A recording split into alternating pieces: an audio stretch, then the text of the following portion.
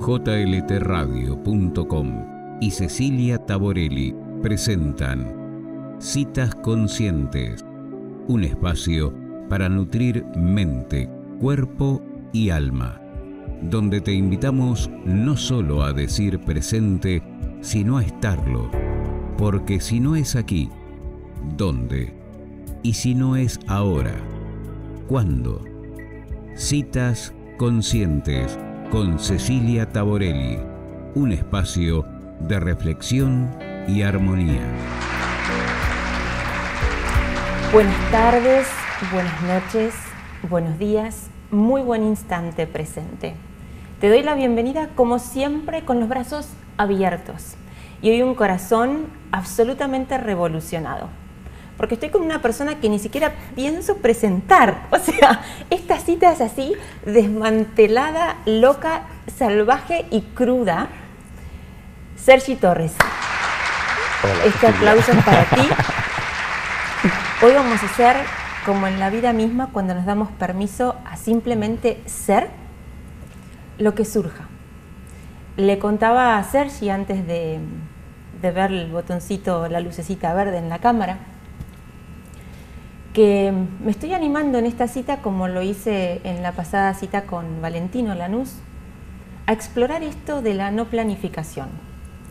Y siendo una persona que durante la mayor parte de su vida basó su forma de vivir en cierta estructura que de alguna manera pensaba me garantizaba cierto éxito, el hoy poder estar frente a una cámara y hablar desde esta completa libertad, locura, inseguridad, miedos, y seguir aquí y tener frente a un Sergi Torres, la verdad es que me emociona muchísimo.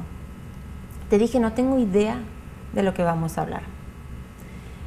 En principio lo que me viene ahora a la cabeza, y te pido disculpas porque tú dijiste sí a esto. La puerta está ahí por las dudas si quieres. Okay. Pero ahora que estoy pensando la no planificación y el vivir la vida desde la no planificación, me está viniendo un concepto viejo, ¿no? Es como que empiezo a correr cosas y telarañas y digo, a ver.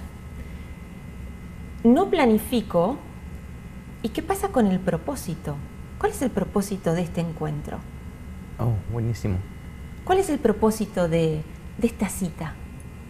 No, momento, no lo planifiqué. Lo que quiere decir es que esto va a ser un desperdicio, un mal uso de mi tiempo y probablemente lo que es peor, me dice mi mente, del tiempo de Sergi Torres y de toda la gente que nos está mirando. Es posible que sea así, pero no pasaría nada tampoco. Todo se usa. Todo se usa cuando tú te entregas al momento presente. Todo termina teniendo un sentido. Lo que no podemos hacer, o al menos en mi caso no funciona, es si yo le doy un sentido previo, porque entonces estoy tratando de poner mis ideas y mis conceptos encima de algo que aún no he descubierto, no he vivido. La conciencia presente es genuina en sí misma. Entonces, cuando empiezas a vivir desde ahí, puede que planifiques, pero sabes que la planificación está atendiendo al instante presente y no al instante futuro. Entonces el propósito pasa a ser el mismo instante, no se lo tengo que dar yo. Imagínate que yo le tuviera que dar un propósito a este instante, cuando ya tiene uno de por sí. Ese propósito que ya tiene es el que me permite existir como ser. Es el que me ofrece la conciencia de ser consciente de este instante. Y eso para mí es suficiente. Aparte de total, porque ¿qué más hay aparte de esto? No lo sé, pero en eso estamos. Claro, cuando tú te abres a ese no sé, te das cuenta de que ahí encierras toda tu sabiduría. ¿Qué puedes saber aparte de esta experiencia? Que no sea un concepto, que traigas de algo conocido, por lo tanto ya es planificado. Nos da mucho miedo, o sentimos mucho miedo, brindarnos la oportunidad de experimentarnos o explorarnos desde este lugar de la existencia. Nos da mucho miedo explorar desde dónde existimos, muchísimo miedo. Y no debería, ¿por qué? No es necesario. Pero sucede. Sí, porque al no conocer lo que sucede en el instante presente, lo vemos como un misterio desconocido, Entonces necesitamos de nuestras interpretaciones, pasamos a depender de ellas. Eso de que cuando uno siente que no hay un propósito, por lo menos lo voy a hablar desde mi experiencia, siempre sentí que cuando podía ver claramente un propósito, ese propósito de alguna u otra manera me acercaba, me arrimaba a cierto éxito. Claro, el éxito precalificado y pre-enunciado por mi experiencia previa. Y creo que hoy hay mucho de esto, este tema del desarrollo personal, del liderazgo, del crecimiento, son muy crueles a veces, porque demandan de nosotros, tú tienes que saber lo que quieres, tienes que escribirlo, tienes que cuadrarlo, tienes que envisionarlo, tienes que imaginarlo, y cuantos más colores y más matices y más comas y puntos y detalles le pongas, más te vas a asegurar que vas a darle al target exactamente en el medio. Y le llaman claridad, ¿no? Ser claro, tenerlo claro. Pero en realidad cuando yo me abro a mi claridad interna, a más clara está mi mente, más me doy cuenta de mi ignorancia, con más claridad veo mi ignorancia. Y eso es todo para mí. Mantener la conciencia de ese espacio de desconocimiento, como Sergi. Eso me permite estar en paz paradójicamente. Muy paradójicamente. Muy paradójicamente. Pero es la experiencia que vivo, es lo que sucede. Cuando dejo de manipular el instante con mis conceptos ignorantes, entro en paz. Es que manipulamos el instante presente porque estamos intentando dar en el blanco del instante futuro que ya proyectamos en base a lo que creemos que ese instante va a acercarnos a lo que consideramos la felicidad, un momento de gozo, el momento esperado, lo que fuera. Pero es como toda una gran falacia, es como toda una ilusión, ¿no? Y ese propósito, ay, no sé si lo que voy a decir es una barbaridad, pero veo tanta gente, e incluida yo, no, con esto no me eximo de la responsabilidad de hacer esto también, atrás del propósito, ¿no? Y el propósito justifica todo. A ver, mi propósito en la vida es 2 puntos, en la vida o en un proyecto menor. Entonces vamos a por ello, al todo y por todo.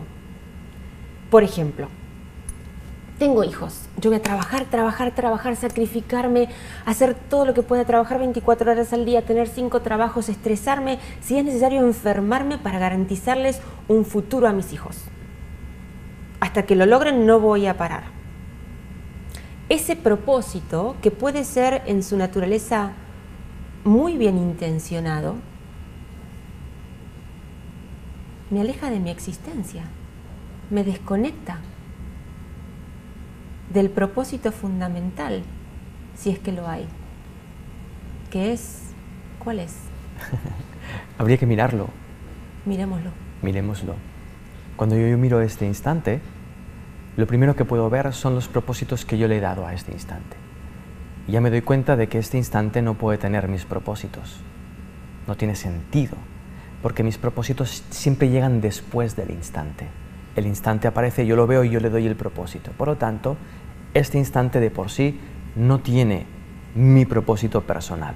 Cuando ya he visto esto, lo puedo retirar, miro, entonces puedo ver cuál es el propósito del instante. Lo único que veo es mi conciencia. No veo nada más. Para la mayoría de personas, que el propósito de la existencia sea ser una emanación de esa conciencia, ser una expresión humana de esa conciencia, no tendría sentido. Pero es el único sentido que existe cuando examinas realmente el instante en el que existes. Y una vez visto, eso se manifiesta de muchas formas. Esta es una forma. Estamos conversando en un plató, etcétera, etcétera, y todo eso pues forma parte del espectáculo, forma parte del sentido que tiene el propio instante. Pero ahí no hay lucha, el sentido del instante con mi sentido propio. Ay, no hay lucha. Qué lindo escucharte decir eso. Es que si yo le trato de poner sentido a este instante, para que tenga sentido para mí, voy a tener que luchar con el sentido que tiene este instante. Entraré en lucha con el instante. Empezaré a estar intranquilo, que salga bien. ¿Por qué salga bien? ¿Qué es salga bien? Que se ciña a mi sentido. ¿Cuál es mi sentido? El que le di antes de empezar esta charla. ¿Dónde está el sentido entonces? Atrás. ¿A dónde me lo llevo? Adelante. No tiene sentido. Duele. Parte la mente. La desenfoca. No sé si alguna vez has visto que cuando pierdes el enfoque se ve doble. Una cosa simple se ve doble. Nuestra existencia, que es simple, singular, se ve doble. Yo veo doble mucho. A diario, de verdad, cuando a veces me relaciono con mis hijos o me relaciono con una situación de sufrimiento, veo doble, siento doble, cosa que hace muchos años no tenía la capacidad. El doble significa, me veo en la batalla, me veo en la lucha, pero también veo la posibilidad de claudicar, de deponer las armas. Al menos veo la posibilidad. A veces la tomo, a veces no. No es más importante una decisión que la otra. Porque al fin y al cabo, decidas lo que decidas, siempre va a suceder la misma cosa. Este instante, provisto de su propio propósito. Nuestras decisiones lo que hacen es o unirnos a ello o distraernos de ello. Pero nuestra distracción no interfiere en lo que sucede. Nuestras decisiones nunca interfirieron en nada. Seguimos siendo igual de libres y de felices a pesar de haber decidido tantas veces lo contrario. ¿Yo puedo estar luchando y ser libre y feliz? Sin duda. Por eso luchas, porque eres libre de luchar. Si no, no podrías luchar. Cuando uno se da cuenta de eso, claro, termina decidiendo no luchar en el uso de su libertad. Pero la mayoría de personas que luchan con la vida, contra la vida y por la vida, no se dan cuenta de que son esclavos de esa lucha, cuando en realidad son libres de esa lucha. Deciden luchar en lugar de otra opción. Es una elección. Es una elección. Muy pocas personas, muy pocas se dan cuenta de que lo que viven y experimentan es el efecto de una decisión que están tomando sin darse cuenta.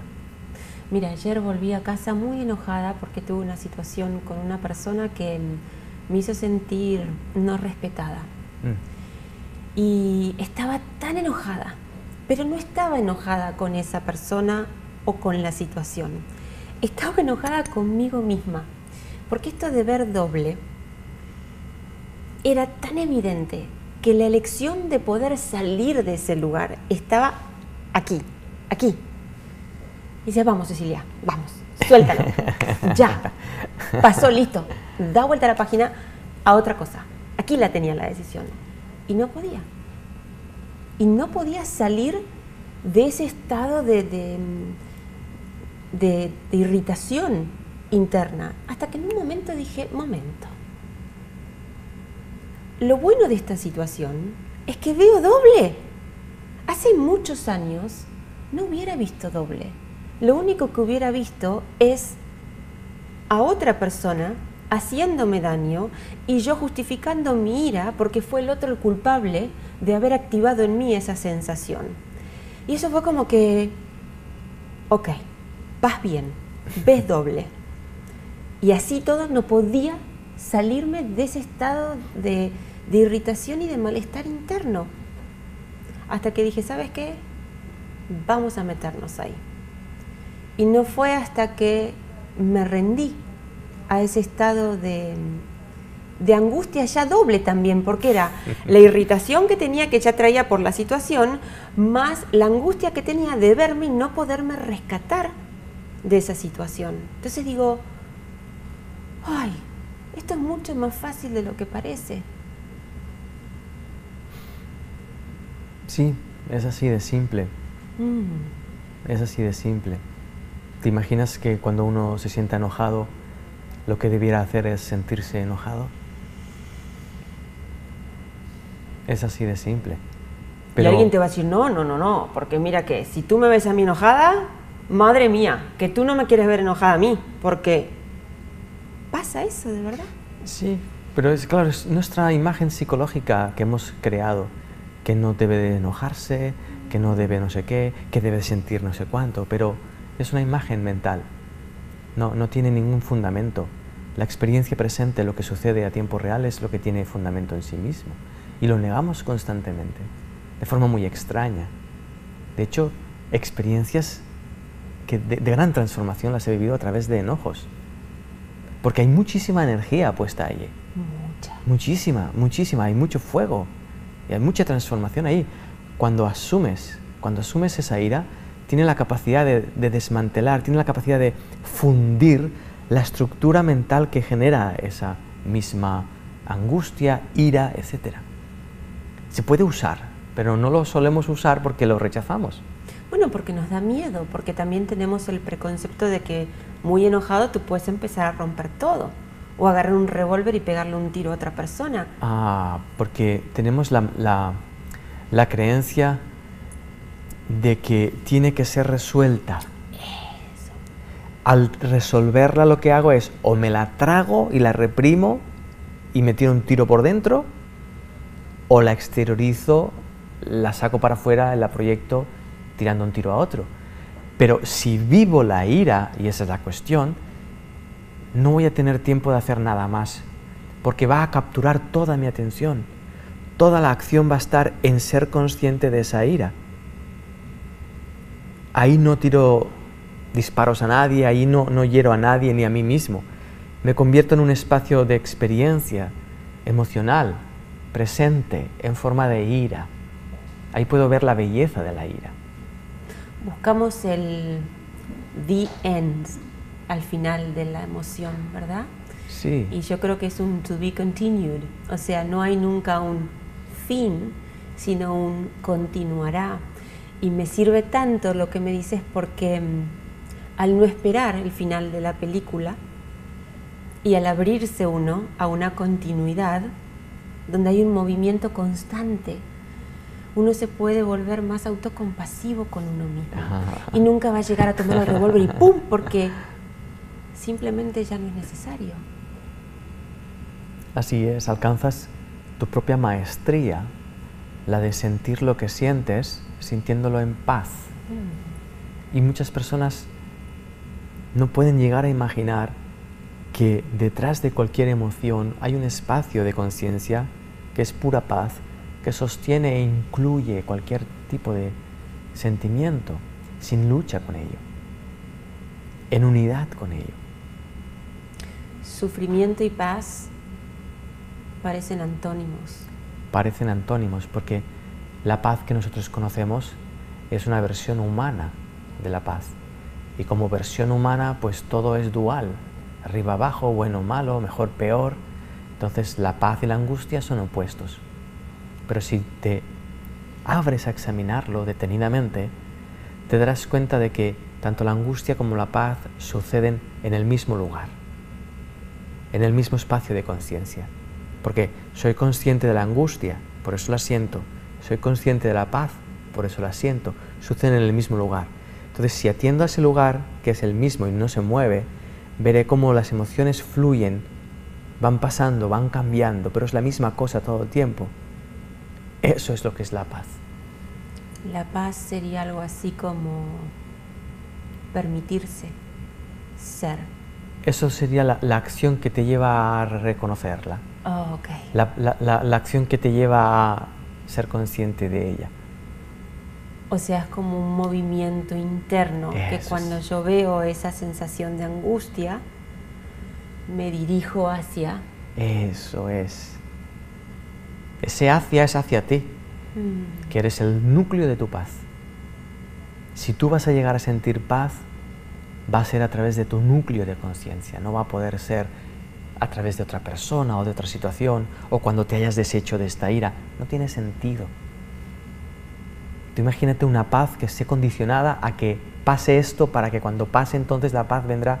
Si esa es la paz que esperamos, va a ser una paz condicionada. Y una paz condicionada se va a marchar en cuanto las condiciones cambien. No es paz eso. Y ahí vuelve la angustia. Eso es. Y entramos en la montaña rusa eterna, no nos podemos bajar nunca. Voy a suavizar la palabra propósito y te voy a compartir otra que se me viene ahora. Deseo. Me encanta. ¿Dónde entra el deseo? El deseo surge de una confusión. Nace cuando tú pierdes de vista tu voluntad. Cuando tú pierdes de vista tu ser, pierdes de vista tu conciencia íntegra, pierdes de vista tu voluntad. Cuando pierdes de vista tu voluntad... Ya llegó, ya llegó.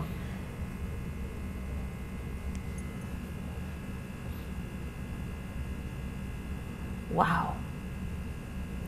Si quieres, miramos la voluntad. A ver. ¿La miramos? Favor. Claro. Cuando yo miro este instante, que es el único en el que existo, el único en el que toda mi conciencia está depositada, me doy cuenta de que mi voluntad es esto. Estoy en mi voluntad. Lo que pienso, lo que digo, lo que siento, la existencia, el compartir, la extensión, es mi voluntad. El instante es mi voluntad. Cuando pierdo de vista mi voluntad, paso a desear. ¿Por qué? Porque cuando pierdo de vista que esto es mi voluntad, empiezo a juzgarlo como algo ajeno, como algo que yo no he querido. Entonces empiezo a proyectar deseos. Uy, querría, faltan un poco más de plantas. Oye, el verde es el color que menos me gusta. Y si hubiera sido... si empiezo a desear. Ese deseo nunca apunta al presente, siempre apunta al futuro. Pero fíjate que el deseo nace de un juicio al presente para lanzarse al futuro. El deseo nos lleva a sentirnos insatisfechos. Fíjate cualquier cosa que desees, cualquier. Mira un deseo, el que quieras. Y observa que lo deseas porque no lo estás viviendo ahora. Por lo tanto, es insatisfacción. Todos los deseos nacen de la insatisfacción. ¿Para qué seguir deseando? Porque cada vez que desee, lo que voy a hacer va a ser como expresar esto, el esclavo, voy a ser el que va a ser guiado por una falta de satisfacción. ¿Dónde me va a llevar el deseo? A la falta de satisfacción. Al menos a poner el foco ahí, seguro. Cuando yo consiga aquello, si es que lo consigo, voy a ver que no sacia mi satisfacción. ¿Por qué?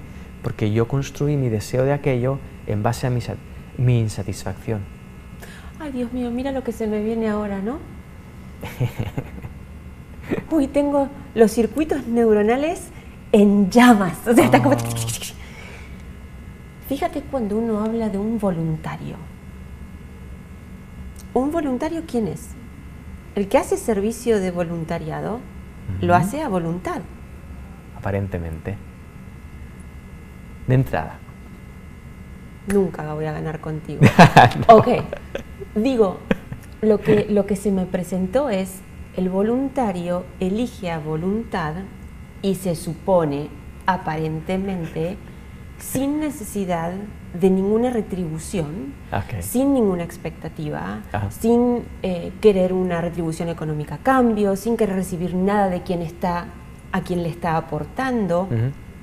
Entonces, ese espaciecito de voluntario parecería que lo restringimos al que yo soy voluntario, entonces yo soy puro corazón y me entrego a la experiencia y soy incapaz de juzgar a quien estoy sirviendo y soy incapaz de juzgar si voy a una casa ajena a dar servicio.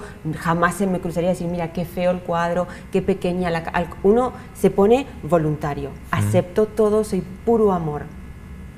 Listo, me saqué el sombrero de voluntario y empiezo a mirar en mi vida todo aquello que no tiene, pero que deseo. Ya me alejé de la voluntad. No sé si queda claro, o sea, sí. Me toca muy íntimamente porque el tema del voluntario, que tiene que ver con la voluntad sin una expectativa de nada a cambio, es algo que la mayoría de los voluntarios tienen un ejercicio, un fitness desarrollado. No sé en su vida más allá del papel del voluntario, pero esto me ayuda mucho a mí a poder estirar ese papel, ese sombrero, hacerlo más grande y tratar de aplicarlo a la vida misma, porque parecería que nunca estamos satisfechos y, como tú dices, no, pero no es por mi voluntad, es porque esto tocó, porque él, porque aquella, porque aquel. Claro, así es. De hecho, puede ser que algunos voluntarios hagan de voluntarios para llenar el vacío en sus vidas, lo cual indica que no son voluntarios para su propia vida. Todos somos voluntarios, nos hemos prestado voluntarios para ser lo que somos, nos hemos ofrecido para vivir lo que estamos viviendo. Es muy obvio, pero no se suele ver y eso es extraño. Pero cuando tú te postulas para un servicio de voluntariado, es muy difícil que alguien diga, ah, no, yo a este niño no lo voy a asistir porque tiene pestañas largas. Claro. Y a esta niña tampoco porque tiene el pelo más claro de lo que a mí. Es inconcebible, porque uno ¿desde dónde sale? Desde el dar y aceptar, Eso es. ¿no? En un intercambio donde no hay expectativas más que la entrega. Eso es. Sin embargo, cuando llegamos a sentir tristeza, no nos ofrecemos voluntarios a sentir esa tristeza. Cuando ya la estamos sintiendo, ya nos hemos ofrecido. Entonces entra una pugna interna muy, muy extraña. De hecho, cuando uno no quiere sentir lo que siente, se siente muy mal, porque duele. Se genera un dolor que no es necesario. ¿O sí? Sí, si tomaste la decisión de no sentir. Entonces ese dolor lo que hace es ayudarte a llevar la atención o la conciencia a ese dolor para que puedas ver la decisión que has tomado que genera ese dolor. Pero de por sí no tendría sentido. Bueno, tal vez fue una decisión inconsciente. Eso es muy interesante, porque en realidad no hay decisiones inconscientes hasta que decidimos conscientemente llevarlas al inconsciente. Y eso, ahí no voy a entrar, pero no existen, todas las decisiones las tomamos deliberadamente. La mayoría de ellas las llevamos a lo inconsciente para no hacernos cargo de ello. Las ponemos en las catacumbas. Las ponemos en las catacumbas. De este modo yo no tengo por qué hacerme responsable de mi vida y puedo seguir juzgando y culpando a lo demás, al resto.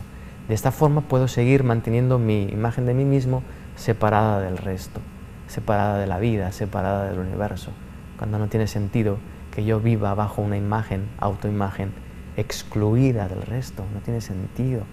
Me someta a una experiencia humana exclusiva y excluida y excluyente. No tiene sentido. Por muchos años busqué a alguien que me enseñara todo esto, porque percibía que había algo más. Y después de muchos años me di cuenta que no quería aprender, que lo que quería era que me enseñaran. Que me enseñaran algo y que me gustara.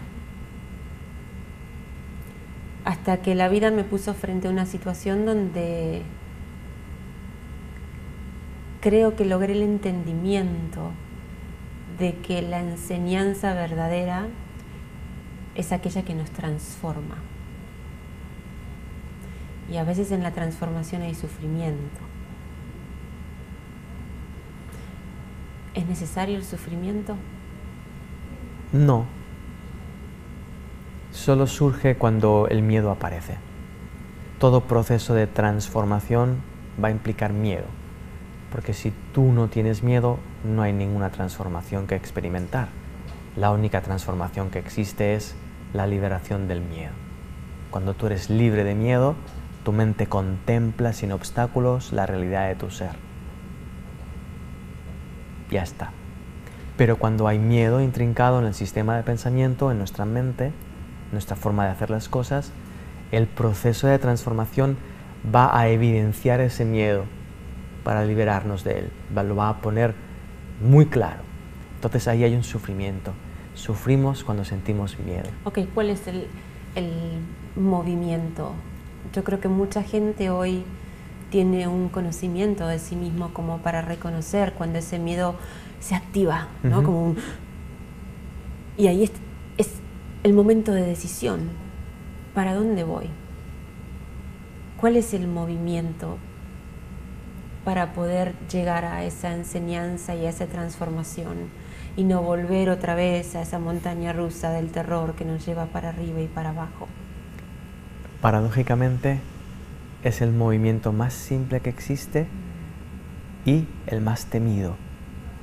El movimiento del no moverte, el del no hacer nada. Cuando aparece el miedo, aparece porque ya está siendo movido lo que se tiene que mover. Si tú vas a mover algo, ya estás interfiriendo. Y inconscientemente, de nuevo, vas a tratar de boicotear ese proceso. Vas a tratar de que salga bien. La misma pregunta ya implica que a ver cómo lo hago para que cuando lo haga, salga de la rueda. O sea, esta vez lo haga bien. El propósito. Ese es el miedo. El propósito que me asegura el éxito. Eso es, que sienta miedo para que cuando lo sienta ya aprenda a sentirlo y ya no siente más. Ajá. Eso es.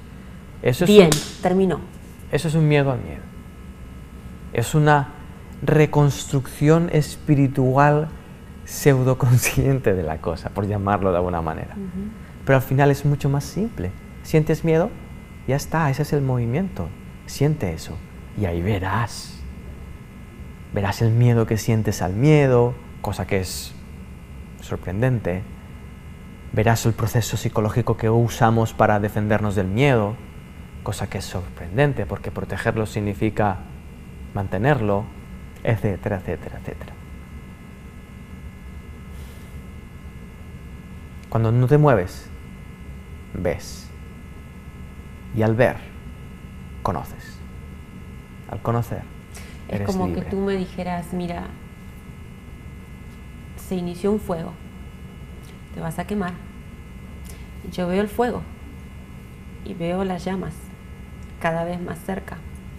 Y Sergi, tú me estás diciendo, no te muevas. Y yo te voy a decir, me voy a quemar.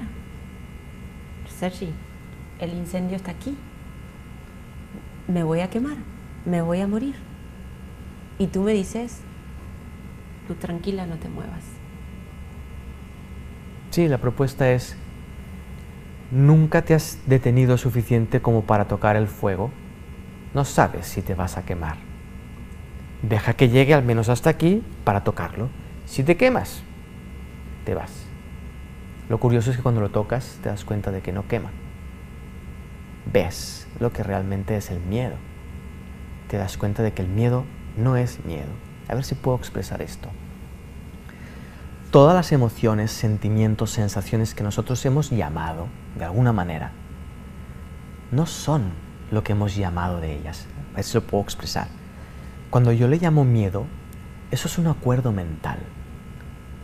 Yo tengo una experiencia y a esa experiencia mi cerebro la llama miedo, para identificarla, para simplificarme el trabajo. Pero yo no quiero que me lo simplifique, porque ya es simple. La experiencia ya es simple. Cuando el cerebro me simplifica la experiencia diciendo esto es miedo, ya sabes lo que tienes que hacer, me está complicando la existencia. Tristeza. Cuando yo digo me estoy sintiendo triste, ya ni me abro a sentirla, porque ya sé que es tristeza. Pero si me abro a sentir lo que estoy sintiendo, veré los matices de la sensación que estoy sintiendo. Veré qué ocurre en mi cuerpo cuando estoy sintiendo esa sensación. Veré lo que es realmente la tristeza. Y veré que no es triste. Eso es muy loco para muchas personas. Por eso invito a que se atrevan a experimentarlo. Y el miedo, cuando lo experimentas sin etiquetarlo, empiezas a darte cuenta cómo el cuerpo se contrae. Empiezas a darte cuenta cómo el cerebro empieza a pensar pensamientos, escupe pensamientos que intentan defenderte de algo que no está sucediendo todavía, por miedo a que suceda. Cuando respondemos a esos pensamientos, terminamos haciendo que ocurra aquello que nos daba miedo que ocurriera. Sí, es muy loco, pero verlo nos libera. Es impresionante. Entonces, a lo que llamamos miedo al final, Llamamos miedo y parece que lo que tú sientes cuando sientes miedo es lo que yo siento cuando siento miedo, y no tiene por qué ser así. Así nos enseñaron y así enseñamos. Hijo, no vas a tocar ahí porque te vas a quemar. Sí. Hija, no vayas a hacer eso porque... Eso es. Eso no responde al miedo de nuestro hijo, responde a nuestro miedo psicológico. Y alguien nos está escuchando y te dice, ah, claro, entonces el chico va a agarrar un cuchillo, se va a hacer así, yo le voy a decir, no, hijo, tranquilo, clávatelo. Claro, no, eso es lo que el miedo dice. El miedo dice, como tengo miedo de soltar el miedo, me voy a plantear una versión que no me haga soltar el miedo. ¿Cuál es? A ver, y entonces encuentra la más justificable, y es esa. Claro, entonces voy a soltar el miedo y veré a mi hijo con el cuchillo, y como no tendré miedo le diré, adelante, hijo. El miedo, la ausencia de miedo no hace esas cosas. Tú imagínate que la libertad fuese así, de despropósito.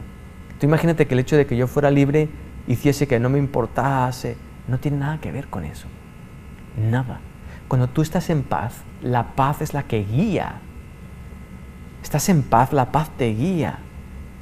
Es todo un engaño, ¿no? Es todo un engaño. Pero Es todo da un miedo. engaño. No da miedo, muestra el miedo que escondemos. Nada da miedo. Nosotros creamos el miedo a tiempo real y hay circunstancias que nos muestran eso, nos revelan el miedo, pero nada da miedo. ¿Sabes por qué sé eso? Porque si algo diera miedo, nos daría miedo a todos.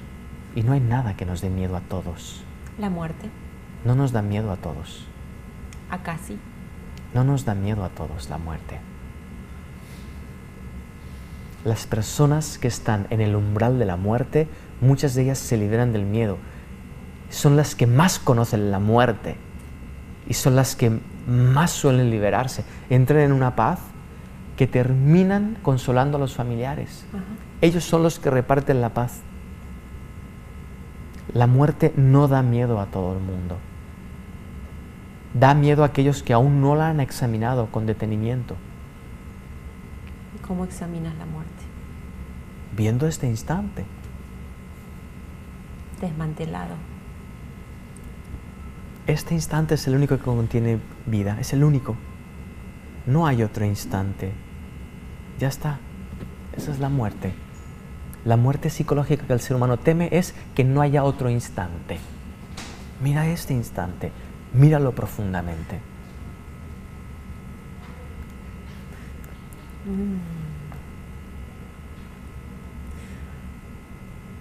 Y si lo miras y dices, ¿y esto es? ¿Ya?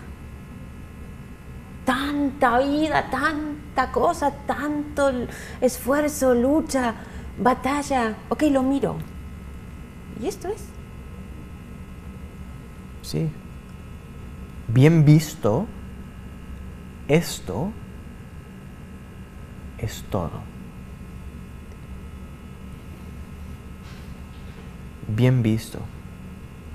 Este es el gran descanso que el ser humano busca, hasta por las grietas. Ese es lo que tanto miedo nos da en realidad. Cuando, fíjate,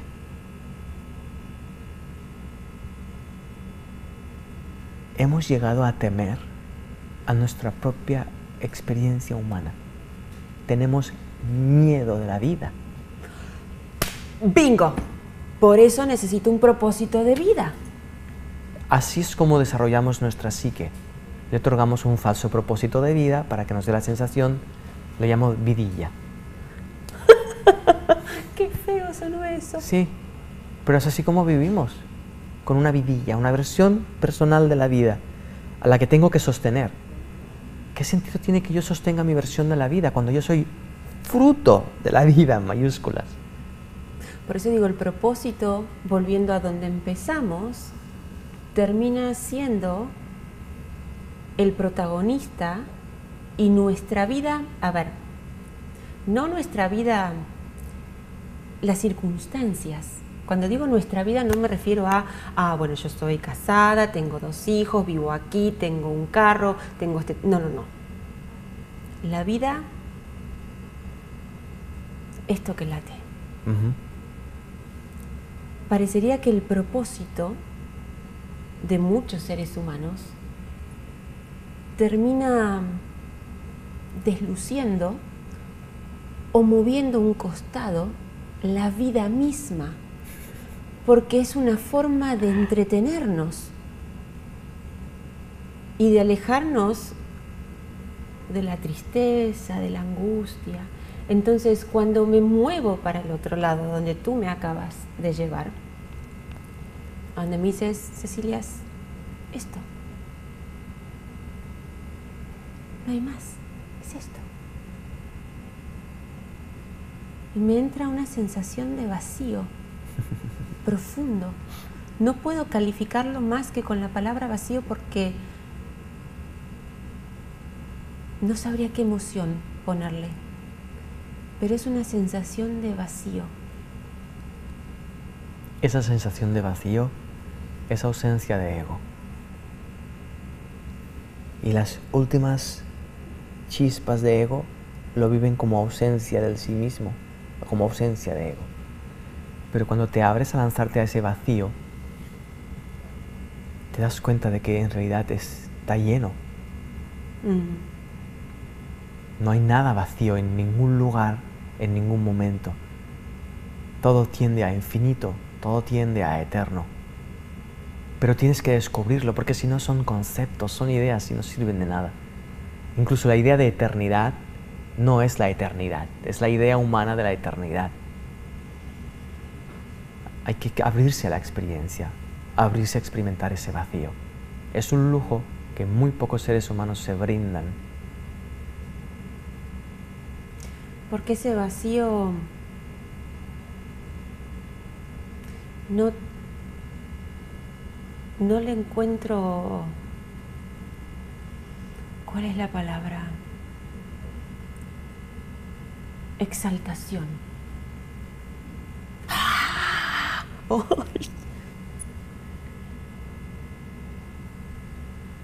Es vacío.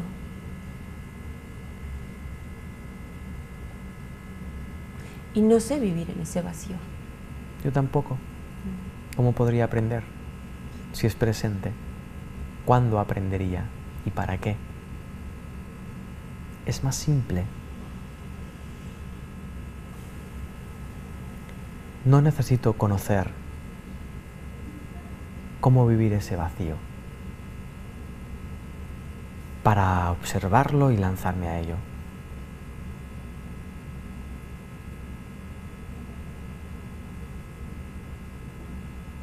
Es más simple, es mucho más simple. De nuevo, la imagen del niño aprendiendo a ir a bicicleta. Ay, Dios mío, te lo iba a decir yo ahora. Imagínate, ¿no? El niño mirando la bicicleta pensando que cuando aprenda a ir en bicicleta, entonces se va a montar. Para montarse bien.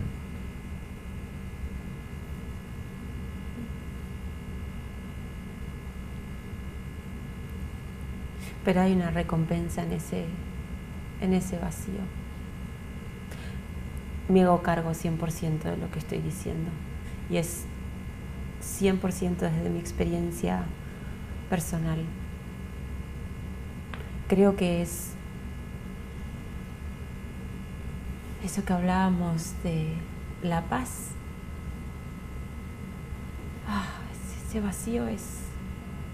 Y claro, mi cerebro enseguida me dice, bueno, ahí está entonces, ya encontraste el camino, ya tienes la fórmula, ya sabes cómo ir, cómo hacer, cómo te llevas, cómo llegar. Perpetúalo en el tiempo ahora. Eso. Paténtalo en tu sácale mente. una foto, sube un selfie, ponlo en Facebook, Instagram, para que todo el mundo sepa que lo has encontrado y no te vayas a olvidar cómo llegaste ahí.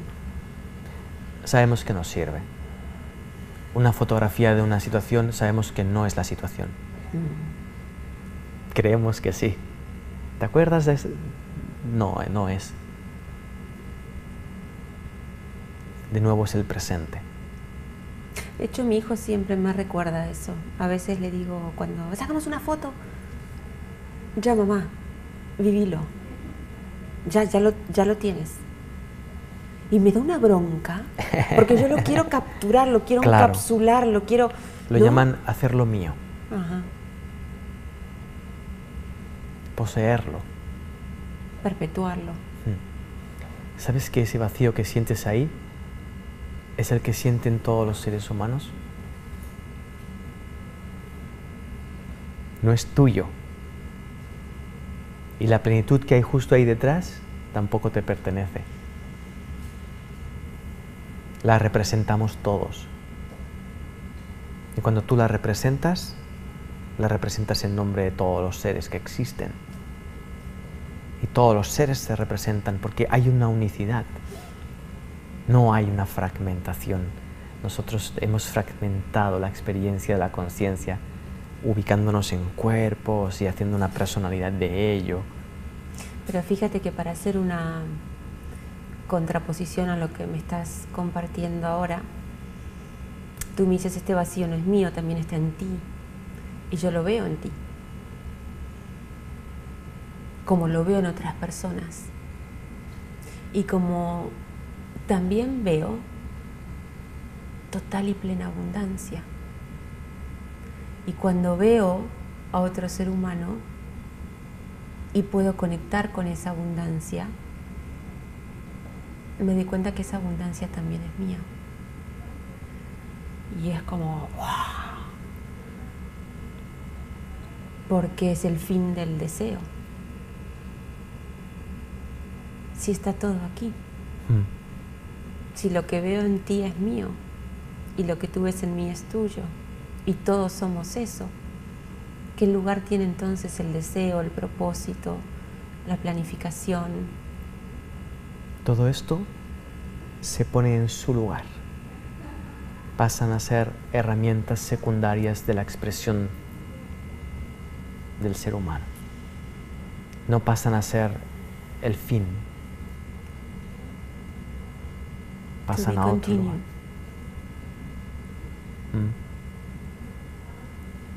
Entonces ves cómo la abundancia máxima, la abundancia absoluta, que es la presencia del instante presente, se manifiesta en formas abundantes, en distintas formas, dentro del tiempo. Lo ves ocurrir.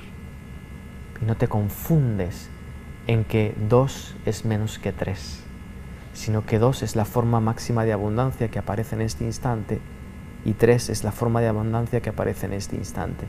No las comparas porque estás entregado a la experiencia presente. No te confundes en ello. Y ahí la experiencia plena, no condicionada, ¿verdad? De la cual todos tenemos derecho. Derecho que nos negamos al imponer los pensamientos que contradicen la experiencia. Los anteponemos en nuestra cabeza. Nos autoengañamos. Así es. Pensamos que lo que pensamos es más válido que lo que es en realidad. Que mi interpretación de ti es más valiosa de lo que tú eres en realidad. Eso es muy extraño. No tiene sentido. Pones la visión doble, que nos abre una oportunidad. Al fin y al cabo, ver doble no es tan malo, entonces. Mientras lo veas, y mientras elija.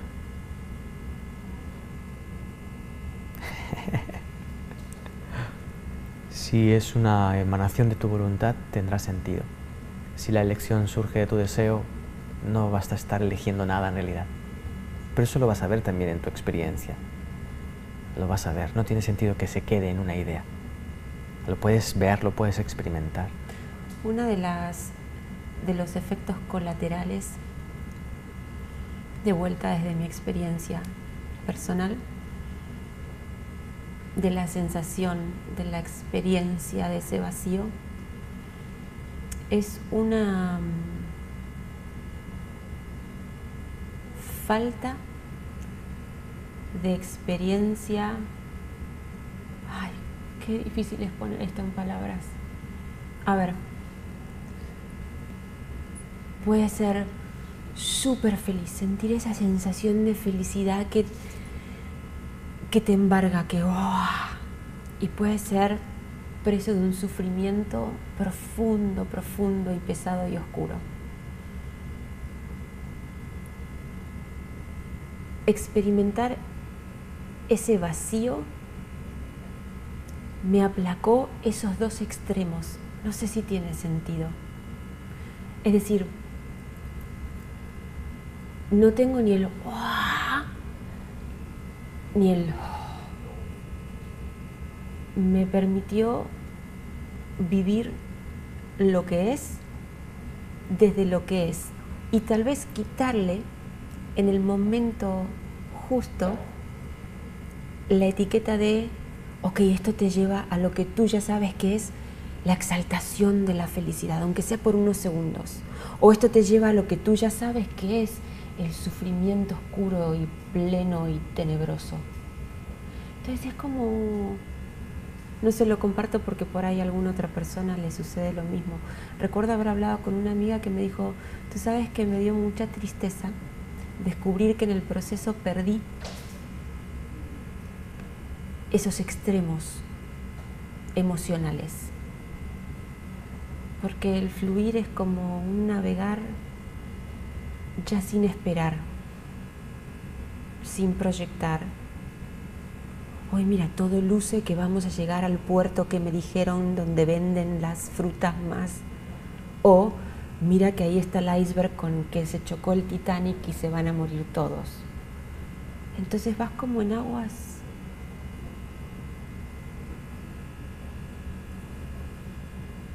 Es un proceso de unificación.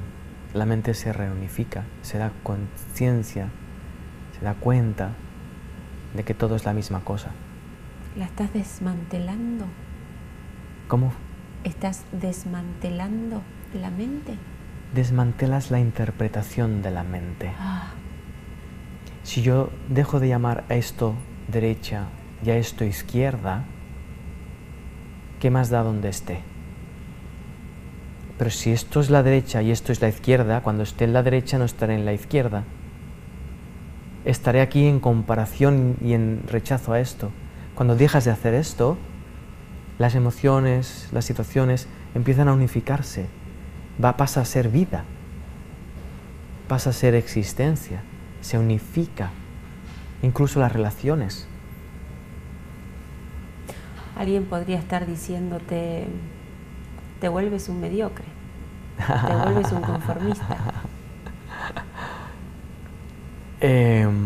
Alguien podría estar diciéndolo, sí, a lo cual no le respondería nada, porque también está incluido esa opinión y esa versión. Esa persona viviría el efecto de lo que piensa. Viviría la mediocridad. Aún sin saberlo, tal vez. Aún sin saberlo. Aún sin saberlo. Sí, no hay nada juzgable en realidad. Eso te saca de la mediocridad. Cada vez que juzgo algo, esa idea es mediocre de entrada, ya de entrada. Y por el hecho de creérmela, ya paso a experimentar yo también una experiencia mediocre. Yo soy el que genera la mediocridad, no existe la mediocridad. De hecho, mediocridad viene de medio monte, mediocris, que es estar en la mitad de la montaña. Entonces, cuando yo estoy juzgando, estoy pensando a la mitad, porque no me incluyo a mí en el juicio. Es lindo eso. Todos somos uno, pero también individuales. Ay, sí. Y esa es una experiencia muy divertida. Porque en esa sensación de individualidad, cuando no la defiendes, pasas a ver cómo el universo se manifiesta en forma individual.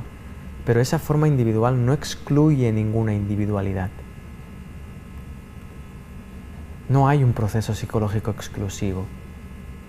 Te sabes parte íntegra de todo el universo. Y es hermoso. Y es liberador. Es liberador, porque puedes ser tú mismo sin depender de ello. Ahora imagínate que tú fueras tú mismo y solo tú mismo. ¿Dependerías de eso? Bueno, pero puedo ser yo misma y usarte. Explícame. Sergi, tengo miedo que te enfermes. Ajá. Yo tengo miedo que tú te enfermes. Yo no. Sí. Desde el punto de vista individual,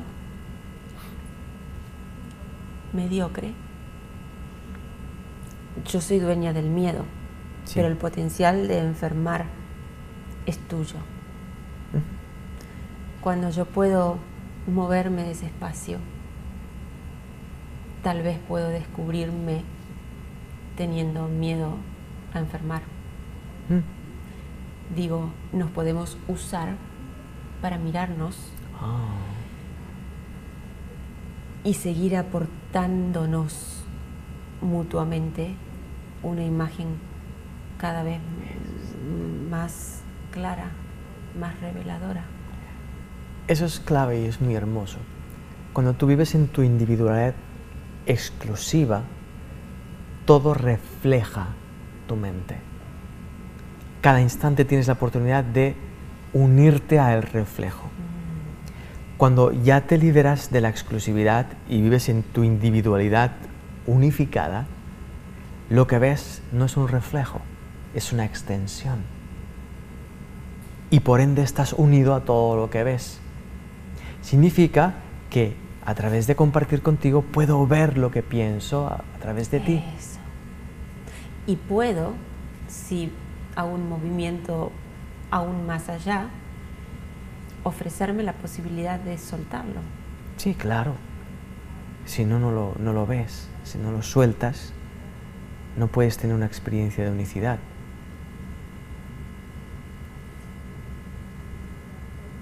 Lo que ocurre en la proyección es que se ve para tomar la decisión de soltarlo. Lo que ocurre en la extensión es que se suelta a medida que lo ves. No tienes que hacer el gesto. En el momento en que retienes un pensamiento, ya lo proyectas. Al verlo proyectado lo puedes soltar. Pero en la medida en la que tú ves la extensión de tu mente, estás viéndolo porque no estás reteniendo tus pensamientos, no los posees. ¿Cuánto te afecta a ti que yo haga o no haga eso?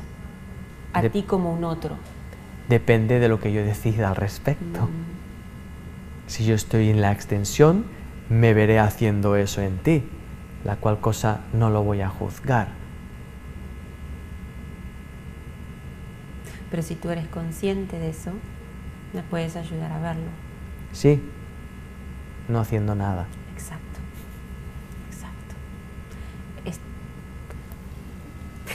Es como... ¿Qué más?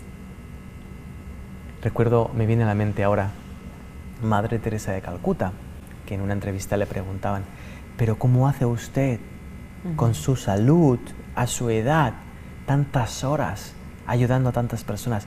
Y ella decía, no haciendo nada. Usted vea que yo estoy allí haciendo cosas, pero yo no estoy haciendo absolutamente nada. Y era cierto.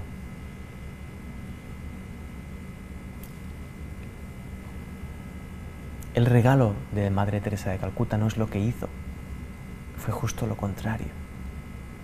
Que no hizo. Que no hizo nada, no intervino, no se interpuso entre ella y la voluntad. ¡Ay, se me hizo la piel! Pero nosotros solo vemos la forma, vemos la acción y nos aplaudimos o nos despreciamos por la acción.